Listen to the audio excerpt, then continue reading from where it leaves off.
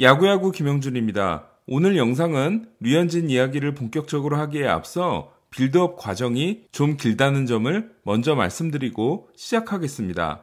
2011년 UCLA의 에이스인 트레버 바우어는 13승 2패 1.25라는 무시무시한 성적을 기록하고 아마추어 최고의 선수에게 주는 골든 스파이크 상을 수상합니다. 바우어에 앞서 이 상을 수상한 대학 투수 4명은 2001년 마크 프라이어, 2006년 팀 린스컴, 2007년 데이비 프라이스, 2009년 스티븐 스트라스버그였습니다. 그러나 피츠버그는 전체 1순위로 UCLA의 2선발인 게리 콜을 뽑습니다. 대학리그 성적은 바우어에 크게 미치지 못하지만 콜의 피지컬과 구위가 너무나 좋았기 때문입니다. 늘 이상한 선택을 하는 시애틀은 투수 빅3 중 나머지 2명인 바우어와 딜런 번디, 그리고 타자 최대어 앤서니 랜돈을 두고 버지니아 대 저한 데니 헐츠를 2순위로 뽑습니다. 헐츠는 메이저리그 데뷔를 못할 뻔하다가 지난해 컵스 유니폼을 입고 3과 3분의 1이닝을 던졌고 올해는 다시 경기에 나오지 못하고 있습니다. 3순위 애리조나는 번디를 두려워합니다. 고교 최고의 투수였던 번디가 마치 외인 구단에 나올 법한 괴상한 훈련을 하는 투수였기 때문입니다. 이에 애리조나는 트레버 바우어를 3순위로 지명하는데요. 당시 애리조나의 단장은 이후 에인절스를 거쳐 현재 시애틀을 맡고 있는 제리 디포토였습니다. 하지만 바우어도 위험한 선택이었는데요. 바우어가 GPA 4.8점을 받고 고등학교를 일찍 졸업했으며 UCLA에서 기계공학을 전공할 정도로 너무 똑똑한 데다 고집도 대단히 셌기 때문입니다. 결국 바우어는 애리조나의 올드스쿨 코치진과 충돌하게 되고 2012년 11월 클리브랜드로 트레이드됩니다. 당시 삼각 트레이드를 통해 바우어는 애리조나에서 클리브랜드로, 추신수는 클리브랜드에서 신시내티로, 그리고 디디 그레고리우스는 신시내티에서 애리조나로 가게 됩니다. 이후 바우어의 행보에 대해서는 잘 알고 계실 겁니다. 바우어는 2016년 ALCS에서 드론 부상을 당하는 대형 사고를 치지만 어느 전문가보다도 뛰어난 피칭에 대한 신지식을 통해 스태캐스트 시대를 선도하는 투수가 됩니다. 최근 등장한 용어 중에 바우어 유닛이라는 말이 있습니다. 분당 회전수를 포심 구속으로 나눈 걸 의미하는데요. 분당 회전수가 2200회로 같은 90마일 포심과 98마일 포심이 있다고 가정해 보겠습니다. 90마일 포심의 경우 2200을 90으로 나누면 24.4가 나옵니다. 이에 바우어 유닛 지수는 24.4가 됩니다. 반면 98마일 포심의 경우 2200을 98로 나누면 22.4가 됩니다. 이에 바우어 유닛 지수는 22.4가 됩니다. 이를 계산하는 이유는 같은 회전수의 경우 구속이 낮은 공일수록 회전수의 긍정적인 효과가 더 크게 나타나기 때문입니다. 많은 분들이 투수 오타니가 투수를 포기하기에는 너무 좋은 구속을 가지고 있다고 생각합니다. 그렇다면 오타니의 바우어 유닛 지수는 어떻게 될까요? 2018년 오타니는 평균 구속이 96.7마일, 평균 회전수가 2164회로 바우어 유닛 지수가 메이저리그 평균인 24.2보다 낮은 22.4였습니다. 그해 오타니의 포심 피안타율은 3할 8푼 1이었습니다. 반면 올 시즌 에인절스의 에이스가 된 딜런 번디는 평균 구속이 90.3마일에 그치고 있지만 평균 회전수가 2439회에 달합니다. 이에 바우어 유닛은 메이저리그 평균인 24.2보다 훨씬 높은 27.0을 기록하고 있습니다.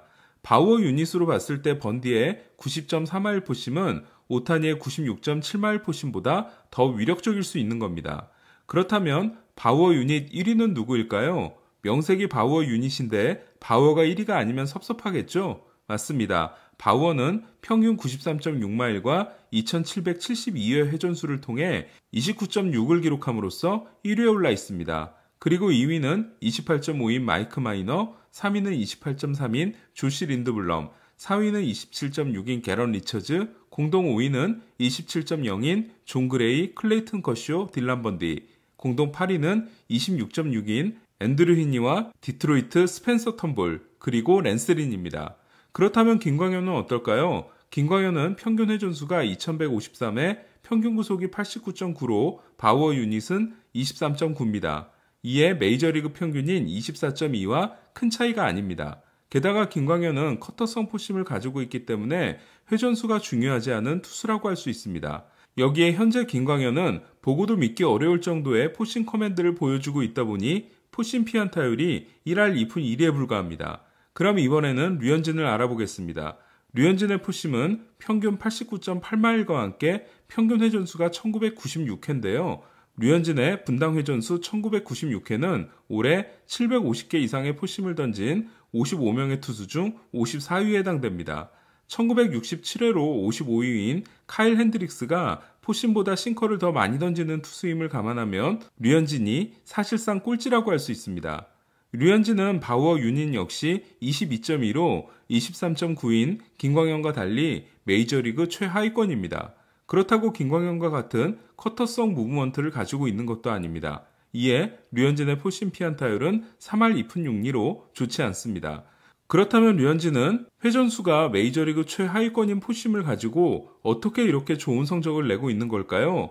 바우어 유닛은 다음과 같은 가이드라인을 제시합니다. 바우어 유닛이 평균 이상인 포심은 높은 코스를 공략할수록 유리하다. 반면 바우어 유닛이 평균 이하인 포심은 낮게 던질수록 유리하다. 회전수가 높은 포심은 구속이 낮더라도 좋은 수직 무브먼트를 가지고 있기 때문에 높게 던질수록 강력해지는데요. 대표적인 예가 2015년 포심 평균 구속이 87.1마일이었지만 좋은 회전수와 좋은 수직 무브먼트를 통해 높은 코스에 폭격을 가했던 크리스 영입니다. 게다가 영은 키가 2m 8이었기 때문에 하이 패스볼을 던지는데 유리했는데요. 2015년 36살의 크리스 영은 평균 87.1마일과 2377의 회전수를 통해 올해를 기준으로 하면 5위에 해당되는 바우어 유닛 27.3인 포심을 가지고 11승 6패 3.06을 기록하게 됩니다. 그렇다면 바우어 유닛 랭킹 1위인 트레버 바우어는 어떨까요? 바우어가 던지는 포심의 탄착권을 보면 높게 들어가고 있음을 알 수 있습니다. 이는 바우어 유닛 공동 5위인 딜란 번디와 공동 8위인 랜스 린도 마찬가지입니다. 반면 바우어 유닛이 22.4로 류현진과 함께 최하위권인 볼티모어 자완 알렉스 콥의 경우 가장 빨간 점이 스트라이크 존의 아래쪽에 형성되어 있음을 알 수 있습니다.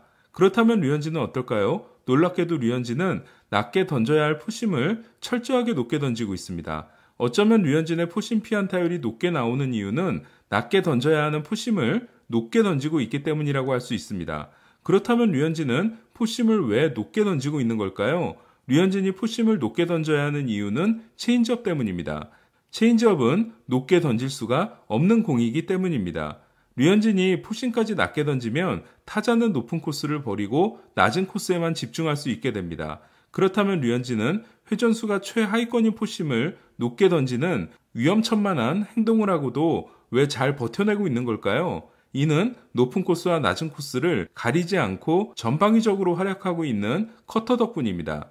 류현진이 던지는 커터는 높은 쪽으로 들어가면서 포심을 돕고 낮은 쪽으로 들어가면서는 체인지업을 돕고 있는데요. 이에 지난 매치전에서 높은 커터를 통해 2개의 삼진을 잡아냈고 토드 프레이저를 상대로는 체인지업이 들어가는 코스로 낮은 백도어 커터를 던져 범타를 이끌어냈습니다.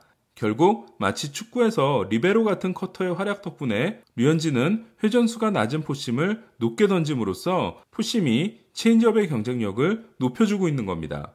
다만 아쉬운 점도 있는데요. 지난해 류현진은 포심 평균 구속이 90.7마일이었고 평균 회전수가 2084회였습니다. 이에 바우어 유닛 지수는 23.0이었습니다.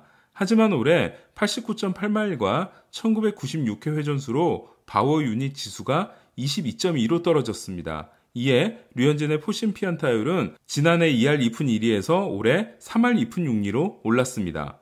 만약 류현진이 지난 시즌에 포심을 던진다면 류현진의 현재 성적은 더 좋아질 수 있을 겁니다.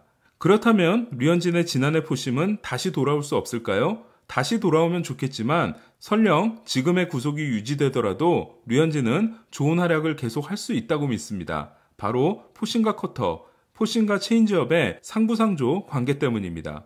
그리고 89.8마일이 롱런에 도움이 되는 안전구속이 맞다면 지금의 구속을 유지하는 게 맞다고 생각합니다.